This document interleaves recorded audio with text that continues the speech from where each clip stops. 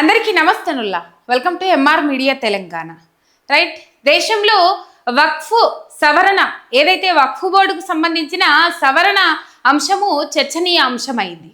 దాదాపు భారత ఉపఖండంలో 1913వ సంవత్సరంలో ఈ వక్ఫ్ బోర్డు ఏర్పాటైంది. ఈ వక్ఫ్ అనే పదము అరబిక్ పదము. దాదాపు దీనికి మీనింగ్, ఇస్లాం మతం ప్రకారం దీని మీనింగ్ ఏమొస్తుందంటే, ఆ మతస్థులు ఎవరైతే ఉంటారో వాళ్ళకి సంబంధించిన భూములు, భవనాలు, ఏవైతే మతపరమైన కార్యక్రమాలకు వాళ్ళు జప్తు చేసుకోవడం, అంటే జప్తు చేసుకోవడం, ఇంకా వక్ఫ్ అని అన్నారంటే దాన్ని వాళ్ళు అమ్మడానికి లేదు, కొనడానికి లేదు, వాళ్ళు ఇంకా ఏం చేయడానికి లేదు, ఎవరికైనా గిఫ్ట్కి ఇవ్వడానికి లేదు. మొత్తం మీద ఆ వక్ఫ్ బోర్డు కింద జమ చేసుకున్న ఆస్తులు కానీ, లేకపోతే ఇవి దేవుడికి సంబంధించిన ఆస్తులు అంటారు. ఆ వక్ఫ్, ఈ భూమి వక్ఫ్కు సంబంధించింది అని చెప్పేసి వాళ్ళు చెప్పినంటే కథమే. ఇక వాళ్ళని అది ముట్టడానికి లేదు, ఏం చేయడానికి లేదు, ఏం కథ. మొత్తం మీద ఈ వక్ఫ్ బోర్డుకు సంబంధించిన సవరణకు సంబంధించిన అంశాలు చర్చనీయాంశమైనవి. ఈ వీటిని సవరణ అంటే ఒక 6 అంశాలను సవరించే దిశగా పార్లమెంట్లో దీని మీద చర్చ నడుస్తూ ఉన్నది. బీజేపీకి సంబంధించి ఈ బిల్లును ప్రవేశపెడితే ఆపోజిషన్ ఎవరైతే ఉంటారో ప్రతిపక్ష నాయకులు ఈ బిల్లును మేము వ్యతిరేకిస్తా ఉన్నాం, దీనికి అంగీకారం లేదు అని చెప్పేసి కొంతమంది ప్రతిపక్ష నాయకులు నల్ల బ్యాడ్జీలు ధరించి మరి నిన్న పార్లమెంటుకు హాజరవ్వడం జరిగింది. మనం చూసినాం.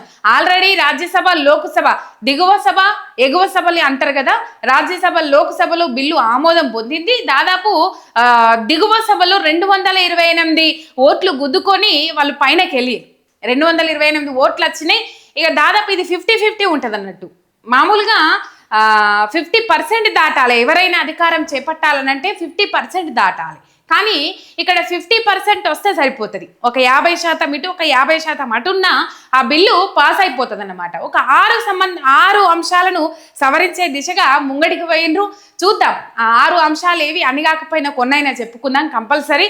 మొత్తం మీద ఈ వక్ఫ్కు సంబంధించి చాలా మంది, అంటే ఈ వక్ఫ్ బోర్డు ఏదైతే ఉన్నదో చాలా మంది దీన్ని వ్యతిరేకించారు. ఎందుకు వ్యతిరేకించారు, ఏం కదా అంటే, ఇందులో హిందువుల ముచ్చట పక్కకు పెడితే ఆదిత్యనాథ్ ఎవరైతే ఉంటారో హిందువుల ముచ్చట పక్కకు పెడితే కనీసం ముస్లింల కన్నా న్యాయం జరుగుతుందా? ముస్లిం సోదరులకు, ముస్లిం ప్రజలకు ఎంతమందికి ఈ వక్ఫ్ బోర్డు అన్యాయం చేస్తుంది? ఈ వక్ఫ్ బోర్డు వల్ల ఎంతమంది ధనికులుగా మారుతా ఉన్నారు, ఎంతమంది పేదలుగా మారుతా ఉన్నారు అనేది, ఈ వక్ఫ్ బోర్డు కింద ఆస్తులు ఏవైతే ఉన్నాయో ఆ ఆస్తులను ఇక్కడ ఒకటి చెప్పాలి.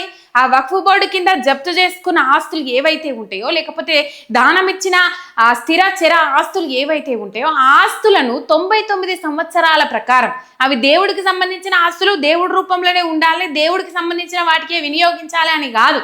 ఆ 99 సంవత్సరాలు అవిటిని లీజ్కి ఇచ్చుకోవచ్చు, ఏమైనా చేసుకోవచ్చు. కానీ అమ్మడానికి లేదు, కొనడానికి లేదు, వాళ్ళు లీజులకు ఇచ్చుకుంటారు.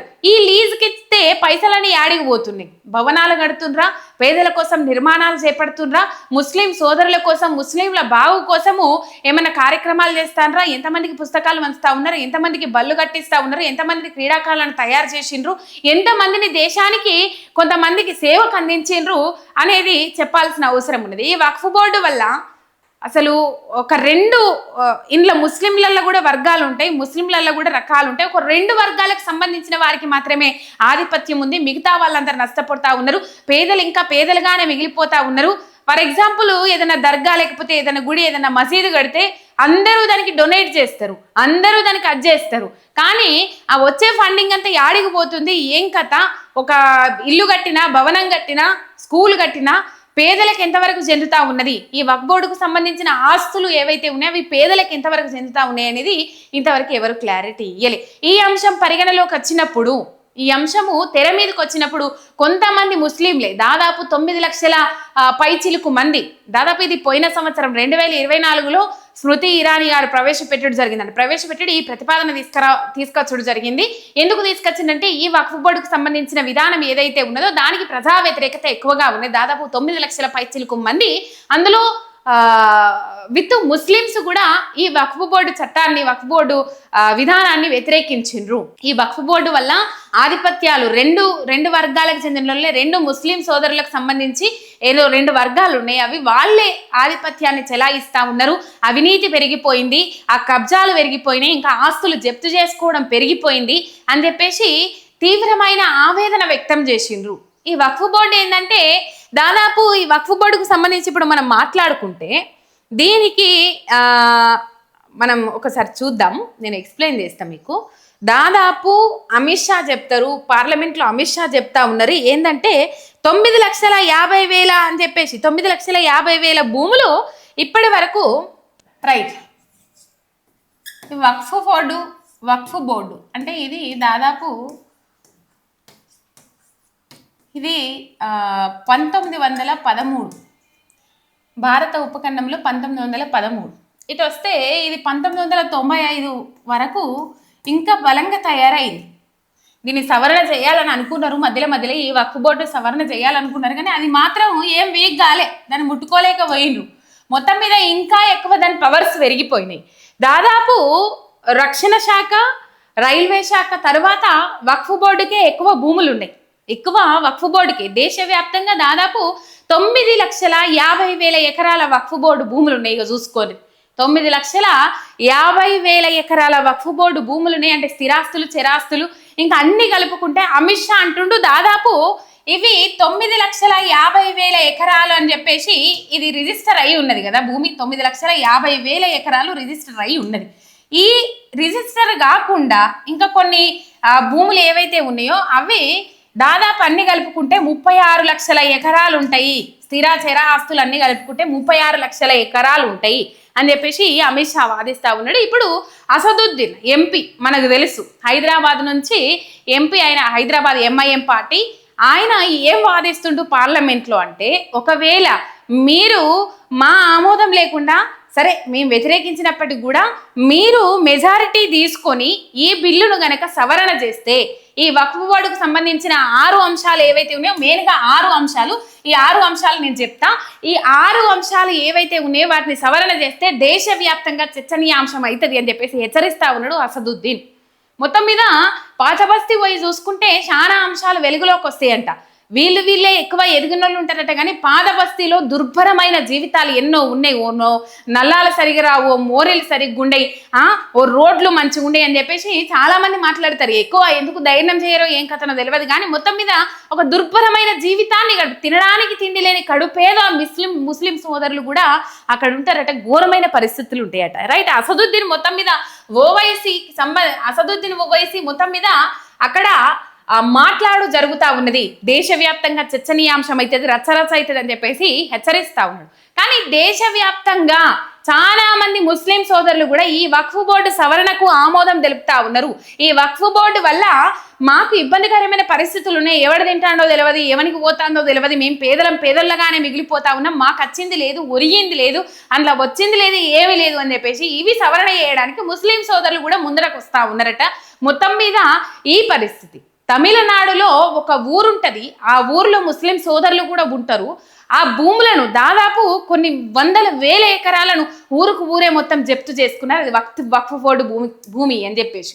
ఈ వక్ఫ్ బోర్డు ఎంత బలంగా ఉంటది, వన్స్ ఆ భూమి వక్ఫ్ బోర్డుది అని చెప్పింది అనుకోండి, దాన్ని ముట్టడానికి లేదు, ఏమీ లేదు. వక్ఫ్ బోర్డుని కాయిదాలు పెట్టుకుంటే అయిపోతుంది. ఇంకా దానికి ఏమి అవసరం లేదు, డాక్యుమెంట్లు ఉండే ఏముండే, వక్ఫ్ బోర్డు చట్టంలోకి తీసుకుంటే అయిపోతుంది, వక్ఫ్ బోర్డు లోకి తీసుకుంటే అయిపోతుంది. ఇప్పుడు ఆ యజమాని ఎవరైతే ఉంటారో ఆ యజమాని మీద బడ్డెను పడుతుంది. ఆయన పోవాలి, ఇక ట్రిబ్యునల్కు పోవాలి, సుప్రీంకోర్టులు తిరగాలి, హైకోర్టులు తిరగాలి, ఇట్లా తిరుగుతానే ఉండాలి. ఆ భూమి వక్ఫ్ బోర్డు కాదు, అనవసరంగా నా భూములు గుంజుకున్నారని చెప్పేసి ప్రశాంతంగా ఉన్న ఓనర్ యజమాని ఎవరైతే ఉంటారో ఆ యజమానిగా తిరగాల్సిన పరిస్థితి ఏర్పడుతుంది. ఇంత బలమైన ఏమంటారు పవర్స్ ఉన్నాయి దానికి.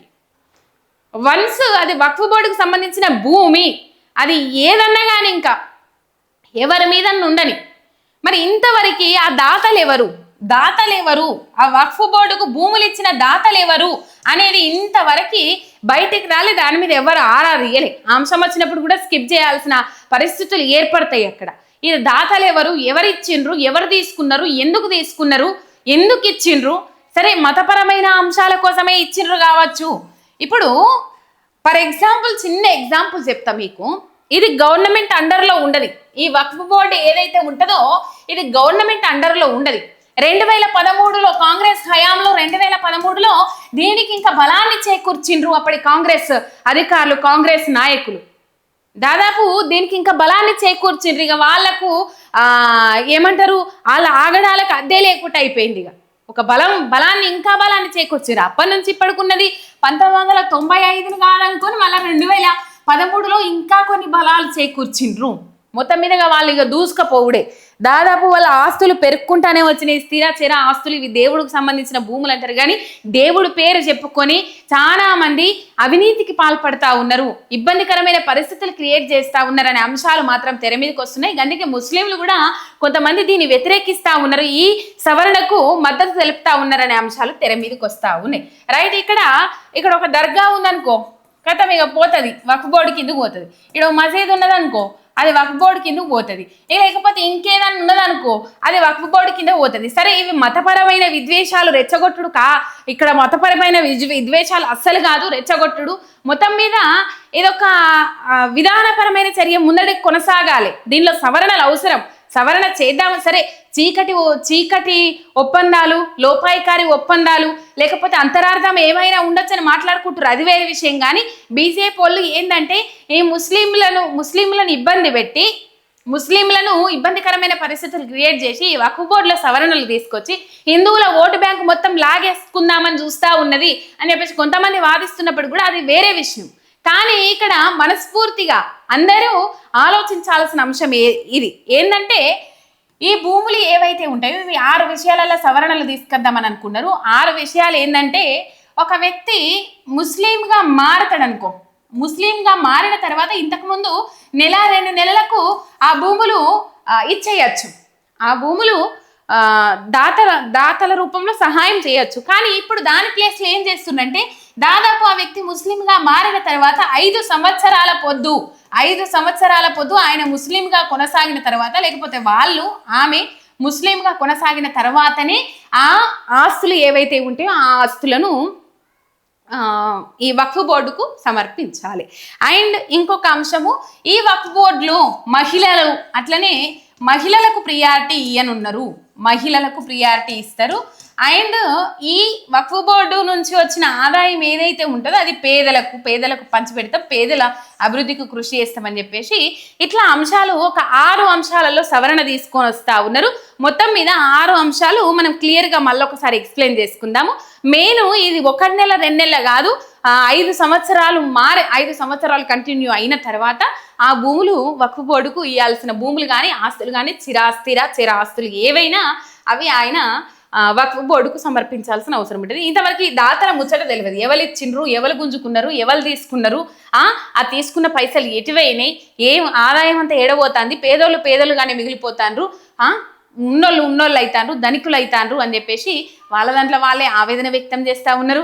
ఇదొక చారిత్రాత్మకమైన బిల్లు, ఇదొక చారిత్రాత్మకమైన సవరణ అని చెప్పేసి అమిత్ షా మాట్లాడుతూ ఉన్నాడు. చాలా మంది దీన్ని ఆమోదించారు. అయినప్పటికీ కూడా ప్రతిపక్ష నాయకులు, కాంగ్రెస్ పార్టీకి సంబంధించిన వ్యక్తులు దీన్ని వ్యతిరేకిస్తూ ఉన్నారు. కాంగ్రెస్ కానీ లేకపోతే ప్రతిపక్ష నాయకులు దీన్ని వ్యతిరేకిస్తూ ఉన్నారు. మెయిన్ అది ముస్లింలను ఇబ్బంది పెట్టి అని అనుకున్నప్పుడు ఆ ముస్లింలే ఈ వక్ఫ్ బోర్డు సవరణకు ఆమోదం తెలుపుతా ఉన్నారు కదా. అండ్ ఇంకొకటి ఇప్పుడు గుర్తొచ్చింది, ఇంకొకటి ఏంటంటే ఇంతకుముందు ఈ వక్ఫ్ బోర్డుకు సంబంధించి మొత్తం ముస్లింసే ఉండేటోళ్ళు. మొత్తం అది ఆ హాల్ ఉంటే నిర్ణయాలు తీసుకోవడానికి ఆ హాల్ ఉంటే ఆ హాల్లో మొత్తం ముస్లింస్లే ఉండేటోళ్ళు. కానీ ఇప్పుడు ఇద్దరు ముస్లిమేతరులను పెట్టాలి, ఇద్దరు ముస్లిమేతరులను పెట్టి ఈ వక్ఫ్ బోర్డుకు సంబంధించిన నిర్ణయాలు తీసుకోవాలి. ఆ హాల్ మొత్తం కొంతమంది ఉంటే అందులో ముస్లింలు కానీ 2 వ్యక్తులు ఉండాలి, అప్పుడే నిర్ణయం తీసుకోవాలి. మొత్తం మీద ఇది దాదాపు ఒక ఎంత పవర్స్ అంటే అంత పవర్స్, సామాన్య వ్యక్తులు ఇబ్బంది పడే పరిస్థితి వచ్చింది ఈ వక్ఫ్ బోర్డు వల్ల. అందుకని దీంట్లో కొన్ని సవరణలు తీసుకొని వచ్చిండ్రు. ఇప్పుడు ఇది ఒక గవర్నమెంట్ అండర్లో పనిచేయేది, మన భారతదేశంలోనే గవర్నమెంట్ అండర్లో పనిచేయేది. భారతదేశంలోనే ఎందుకు అట్లా? మళ్ళీ ఈ వక్ఫ్ బోర్డులో ఓన్లీ ముస్లింలే ఎందుకున్నారు, ముస్లింలకు సంబంధించిందే ఎందుకు అయింది ఇది అంటే, ఇందులో హిందువులు ఎందుకు లేరు అనే అంశం కూడా తెర మీదకి వచ్చింది. ఇది అప్పటి నుంచి ఉన్న అంశము, హిందువులు ఎందుకు లేరు అంశం కూడా తెర మీదకి వచ్చింది. రైట్, ఇక్కడ వక్ఫ్ బోర్డుకు వన్స్ భూములు ఇచ్చిన తర్వాత, ఆస్తులు వక్ఫ్ బోర్డుకు పోయిన తర్వాత ఏదన్నా గవర్నమెంట్ పనిచేయాలనంటే, గవర్నమెంట్ ప్రాజెక్టులు ఏమన్నా మొదలు పెట్టాలనంటే ఆ గవర్నమెంట్ మళ్ళా ఆ వక్ఫ్ బోర్డు దగ్గర చేతులు చాచి అడగాలి అభివృద్ధి పనుల కోసం. అయ్యా బాబు తేండి అని చెప్పేసి చేతులు దాచి అడగాలి.